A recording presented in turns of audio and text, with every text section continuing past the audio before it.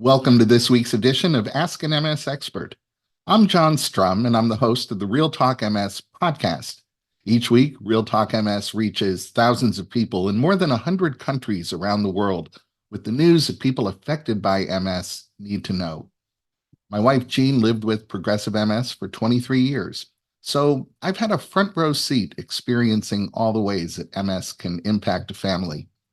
Currently, I serve on the MS Society's Community Review of MS Research Committee. I'm a district activist leader and trustee for the National MS Society, and I chair the Society's California Government Relations Advisory Committee. The MS Society's Ask an MS Expert webcast is designed to give us a place for the MS community to connect and to connect you with experts who are ready to answer your questions on the topics that impact people affected by MS every day. Please feel free to post your comments and questions on Facebook, YouTube, or Twitch. MS navigators are online throughout today's program, answering questions, connecting you to resources. Stress is a common and sometimes unavoidable part of life. What someone finds stressful and how that stress affects them, well, that varies from person to person. While it's not possible to eliminate all sources of stress, it may be possible to control our response to those stressful moments in life. Dr. Grace Tworek is joining us today to share strategies and habits that can reduce stress and improve the quality of life for people living with MS. Dr. Tworek is a clinical health psychologist at the Mellen Center for Multiple Sclerosis at the Cleveland Clinic. Welcome, Dr. Tworek. Thanks for being with us today. Thank you so much for having me. I'm very excited to be here. I think managing stress is important for everyone, but how are stress and multiple sclerosis related? And why is stress management especially important for people who are living with MS? Well, stress and MS are related in a way that they have kind of a significant yet complex relationship with one another. So what I mean by this really is that stress experienced by someone living with MS can actually play a large role in the way that they experience symptoms of MS, their overall mood. Usually, when I'm referring to mood, symptoms of anxiety and depression, and can even exacerbate the way that they experience physical symptoms and overall quality of life. So since we know that this relationship between MS and stress exists, this means that we can work towards managing stress. And if we're managing stress, this can actually have a really positive impact on overall MS management, quality of life, mood, whereas difficulty managing stress may complicate or further complicate mood and MS symptoms. So really overall, in many ways, when we manage stress, we can also increase management of symptoms and improve mental health. And that mental health piece can really apply to anyone listening. Well, we heard from Chris, and he's wondering if there's evidence that stress can actually cause an MS relapse or disease progression. Sure. So within our current literature base, there is evidence that supports stress can impact onset, severity, and overall course of multiple sclerosis. However, this does not always mean that stress is guaranteed to lead to increased disease activity or progression, but rather that there's a significant relationship present there. There's also evidence that stress can lead to what we call a pseudo-flare or a pseudo-relapse, in which someone experiences symptoms that they may attribute to MS, whether those be new symptoms or a worsening of existing symptoms, but it isn't necessarily indicative of new disease activity.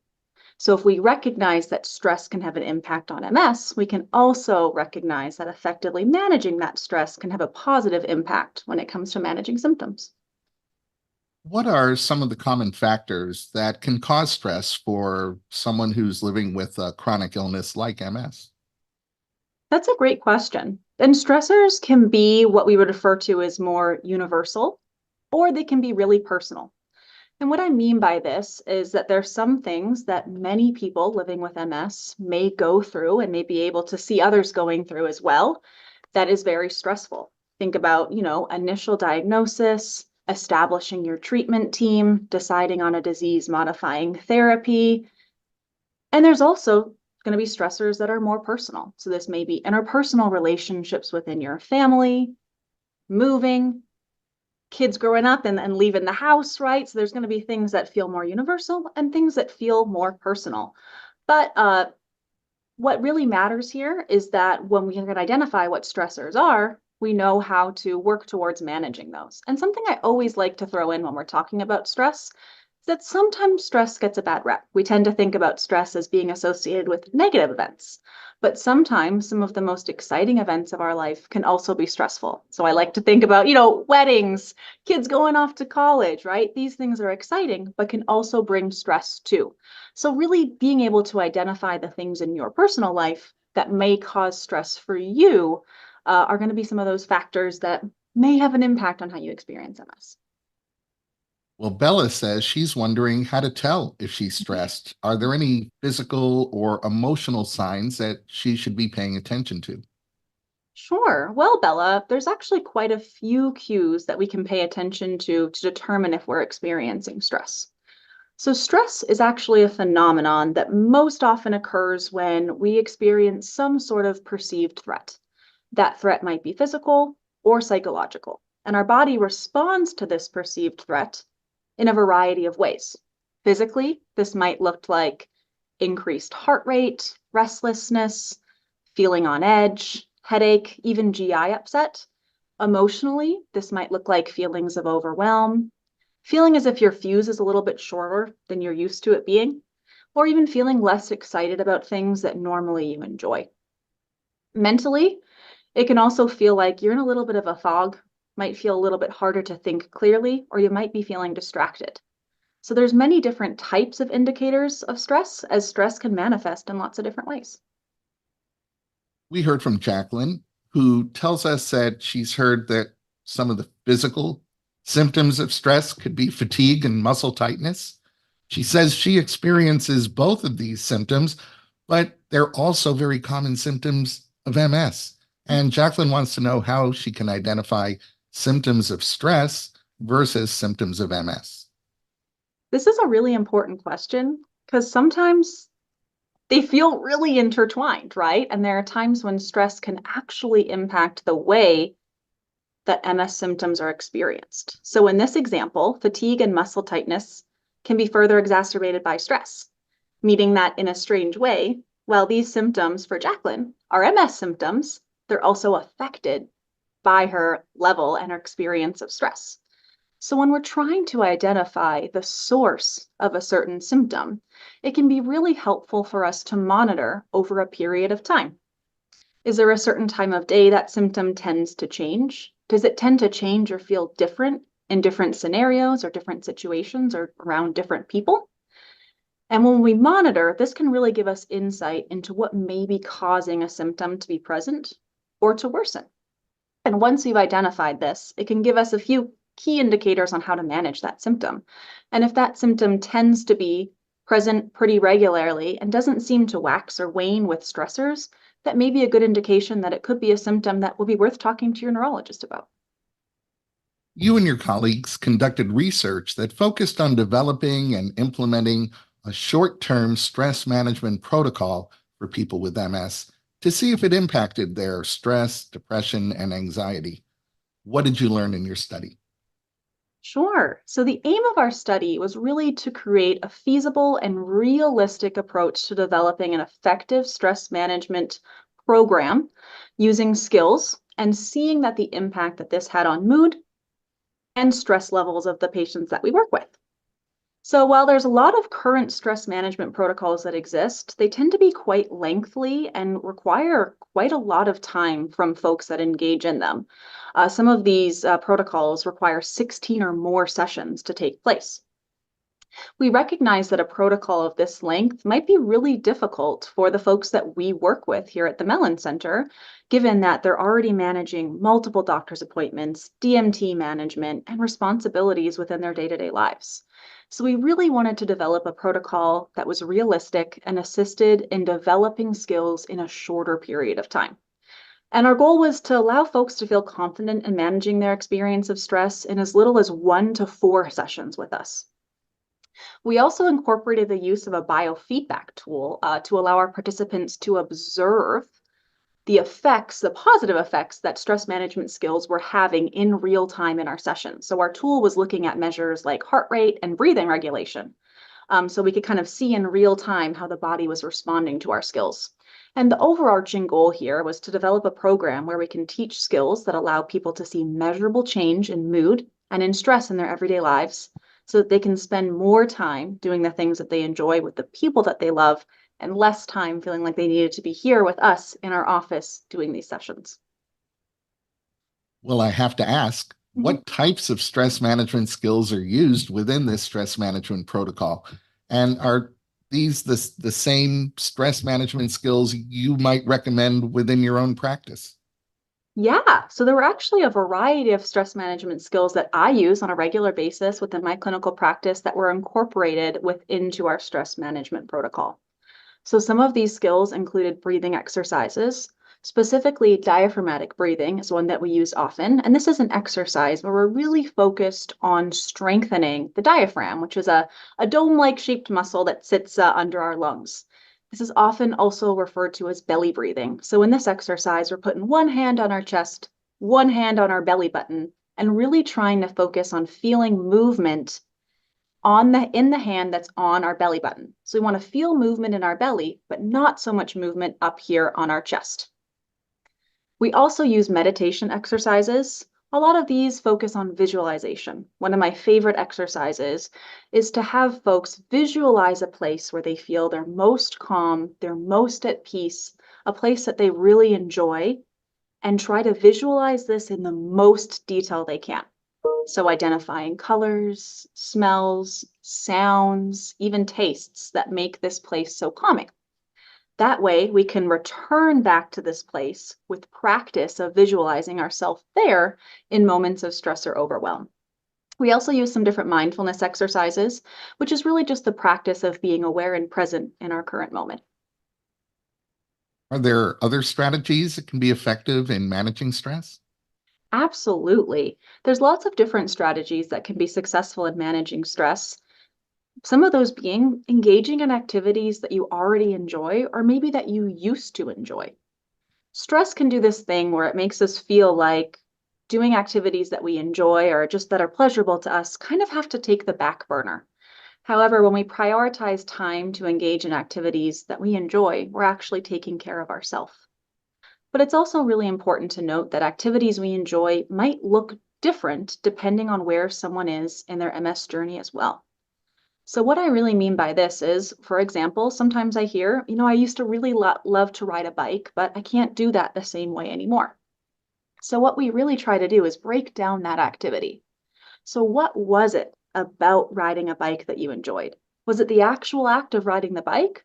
Or was it that you used to ride your bike with your spouse outside, feeling the sun on your shoulders and the wind in your hair and listening to the birds? And if there's other aspects that we can piece apart about that activity, we can actually take those things that you enjoyed and determine if there's other activities that might elicit that same response. So perhaps it is being with your spouse and being outside, feeling the sun and listening to the birds. Well, can we get that same feeling from going on a short walk or sitting on the porch during the summertime? And if so, then we can do that activity to get a similar response as the activity that we previously enjoyed. Lisa tells us that she tends to worry a lot and she always expects the worst to happen. She's been trying to shift her mindset and think more positively, but she finds it difficult. Do you have any advice for how Lisa can get better at seeing the world in a more positive frame? Sure. Well, to start, it's actually quite normal for it to feel difficult when we're trying to make a change. So, Lisa, you're not alone in that. When we're trying to shift the way that we think about something, it can almost feel like work when we're initially trying to do so. However, the more that we intentionally practice, the better we become over time. And when it comes to expecting the worst, one of the most powerful things that we can do is examine the evidence that we have. So, for example, maybe we have an upcoming event that we're going to going to attend and we're anticipating we might not enjoy that event. Maybe it's a family event, for example. Think about the past family events that you attended. Did you enjoy those events? Were you happy that you attended? And what about the last event made you happy? Now, this evidence needs to be tangible, real evidence from previous experiences that you engaged in. Because oftentimes our negative thought patterns tend to focus on what ifs or could be's. But by gathering evidence from our past previous experiences, and in this case, perhaps you left all of your past family events feeling really good and happy to have spent time with people you love. This is a good indicator that our evidence shows you will likely enjoy this upcoming event. And then we can think more positively once we've walked through this process. So really continuing to practice and giving yourself a little bit of grace if you're having a difficult time. But if practice starts to feel difficult, or you notice that in your attempts to rework thoughts, you're noticing a negative impact on your mood, this might be a good indication that reaching out to a therapist or a counselor might be a good idea as well. Dylan says he's been dealing with stress what feels like his entire life. And he's wondering if learning some of these new skills will make a difference in how he experiences symptoms in both his mood changes and his MS. Absolutely, Dylan. So when we think about stress, we oftentimes tend to think about those shorter term consequences of that physiological stress response happening within our body. We often refer to this as fight or flight. Might feel like increased heart rate, taking more rapid breaths, feeling sweaty and trembly. However, we also know that long-term exposure to stress can actually have significant impacts on our mind and our body. Increased risk of anxiety, depression, changes in cognitive functioning, increased experience of pain, and even changes in immune functioning as well. So knowing the impacts of long-term exposure to stress supports that learning new skills might actually make managing that stress feel more realistic. And if it feels more realistic, you'll feel confident in those skills, and therefore will begin to counteract those consequences of long-term stress, lifting mood, reducing pain, and even making some symptoms of MS feel more manageable as well. Maya practices meditation every morning, which helps her reduce stress. And she's wondering if stress management skills become less effective over time the more you use them. Sure, this is actually a question that I get quite often, and it makes sense that we're concerned about the long-term efficacy of these types of skills, but I have some really good news here. So when we're engaging in stress management techniques, we're essentially teaching our body to relax and reducing the impact of that physiological response that I just talked about, so that fight or flight. There's a whole other side of this system that we often refer to as rest and digest, and it's kind of the opposite of the symptoms that I just talked about. So slowing down the heart rate, taking slower oxygen-rich filled breaths, allowing our body to digest, and all of these great functions. So the more we practice this, the better our body gets at understanding that these skills are cues to engage in that relaxation response. So in Maya's case, this would be meditation. So when she's engaging in meditation, her body's learning, hey, it's okay to relax. There's no threat here.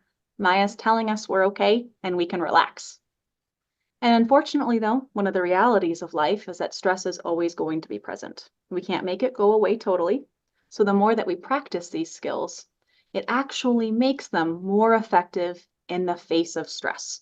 In fact, it takes about 4 to 6 weeks of regular practice before these skills start to feel really effective in the face of a stressor. So the more we practice, the more our body is prepared when stressors come up.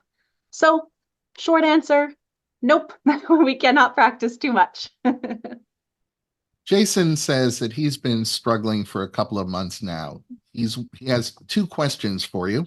He's wondering how he can tell the difference between stress and anxiety, and he wants to know when is it the right time for him to see a mental health professional? Well, Jason, this is an important differentiation, and I'm really glad this topic came up. Stress, like I've alluded to previously, is something that we're all bound to experience at some point in our life. But once we find skills that work for us, we should be able to find ways to make that stress feel more manageable. If someone is finding they're feeling on edge, worried about a variety of different things, feeling less motivated to engage in things that they normally enjoy, and finding that those worries they're having feel difficult to control despite efforts to do so. This might be a good indicator that it's time to talk to someone and therapy could be beneficial. Another tangible indication engaging in therapy might be helpful if you start to notice symptoms of anxiety beginning to impact you in multiple different roles of your life. So what I mean by this is if you're having worries in one area, maybe at work, and they start to impact how you're able to engage at home in other roles, maybe being a spouse or being a parent.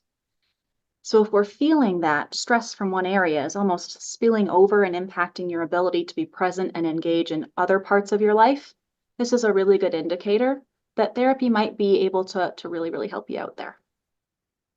What resources would you recommend to individuals who need more support managing stress or other mental health challenges? There's a lot of great resources available, but two of the resources specifically surrounding mental health that I tend to reference due to their accessibility and quality of care include the tools that are available in the National MS Society. They have a great tool within their website where you can put in your location as well as finding care providers that work specifically in the field of MS. And the selection on their website, I believe, is called Interest in Support and Mental Health Resources. So that's one that I always give. And additionally, there's a website called psychologytoday.com.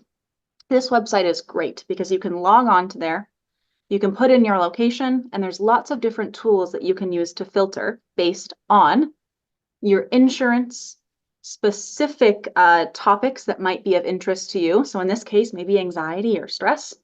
And you can even filter if there's a specific gender of therapists you would like to work with and a specific location. So maybe you live in a certain area, but you would like to see a therapist in another area near where you live. And then you can filter through, read the bios of all of the different therapists available, all their contact information, and select one that you feel like might be a good fit for you.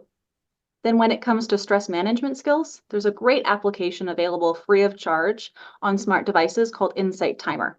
It has an extensive library of tools that can assist in guiding you through different breathing exercises and even some great sleep meditations, which is a favorite of mine. So these are some really great tools.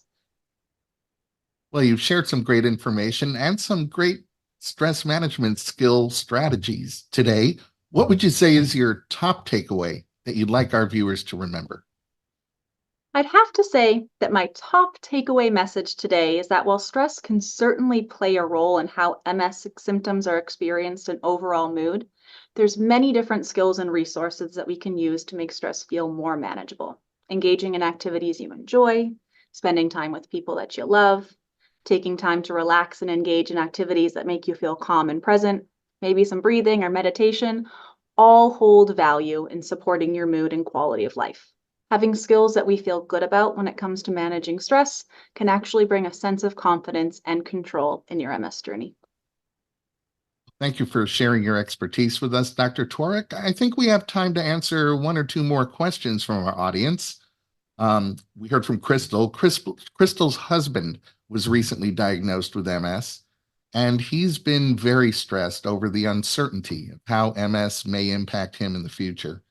His stress is starting to affect Crystal and the kids, and Crystal wants to know how she can best support her husband and help him reduce his stress level. Crystal, thanks for your question. And I think that the fact that you're even writing in and noticing this trend says a lot about you.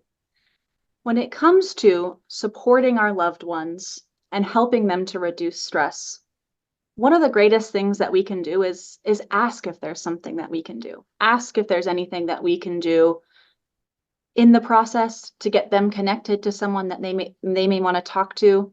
And as a caregiver or spouse, it's also important to make sure that you're taking care of yourself as well. So looking for resources for caregivers can be a really good place to start because sometimes you'll learn about resources that might be really impactful and helpful for your husband as well. So asking and looking for the resources out there and bringing those to the table. Kenya tells us that she gives a lot of presentations at work. She says she sweats, gets clammy hands, and has dry mouth right before and during the presentation, which makes it uncomfortable when she's speaking. She's wondering if you have any tips to keep her calm so she can avoid experiencing these very real physical symptoms while she's giving a presentation. Absolutely. And you're right, those symptoms are very real and can feel really distracting in the moment. And it sounds like that's your fight or flight system blaring some of those alarms and letting you know that maybe you feel like this is a stressful event. So something that we can do leading up to a presentation is engaging in some of the strategies that I've talked about. One of my favorite being using deep breathing exercises. So practicing some of these exercises regularly outside of presentation time, leading up to presentation, knowing that they can help manage and shut off that stress response. So the more we practice before presentation time, the more effective those skills are going to be right before using them in a presentation. But right before you step out and start that presentation, they'll be great to have in handy as well. Well, I want to thank everyone who submitted some great questions. And thank you, Dr. Tworek, for being with us today. Thank you so much for having me. Before we close, I want to remind you that the National MS Society's MS Navigator team is your best partner when it comes to connecting you to the very best information and resources on living with MS. You can reach an MS Navigator by phone, email, or through the Society's website by chat. For information and resources on MS, please be sure to visit the Society's website. You'll find research updates and news, information on connection programs like self-help groups and MS Friends. You'll hear about ways that you can get involved, and you'll find out about upcoming events that are taking place near you. Remember, you can connect with the National MS Society and others affected by MS on Facebook, Instagram, Twitter, YouTube, and LinkedIn. And I hope you'll join me every week on the Real Talk MS podcast, where I continue the conversation that we start here. You'll find Real Talk MS at realtalkms.com, Apple Podcasts, Spotify, Amazon Music, or wherever you find your favorite podcast. I'd like to thank Dr. Tworek for joining us today. Please remember that a recording of this webcast will be available at the Society's website at nationalmssociety.org/MSexpert, as well as on Facebook and YouTube. I hope you'll join us at this same time for next week's edition of Ask an MS Expert. You can always find our upcoming program topics on the National MS Society's website. And now, I have a favor to ask each of you. Getting your feedback on today's webcast is important. So if you're watching on Facebook Live, you'll see a link to a survey pinned to the comments section. On YouTube, you'll find that link in the program description. And on Twitch, you can find that link in the chat. Completing the survey makes a real difference. The information you provide helps us continuously improve, and it helps shape future programs. The survey takes just 1 minute, so I hope you'll take a minute to fill it out. On behalf of Dr. Grace Tworek and the National MS Society, I want to thank you once again for joining us. Please stay safe and make healthy choices.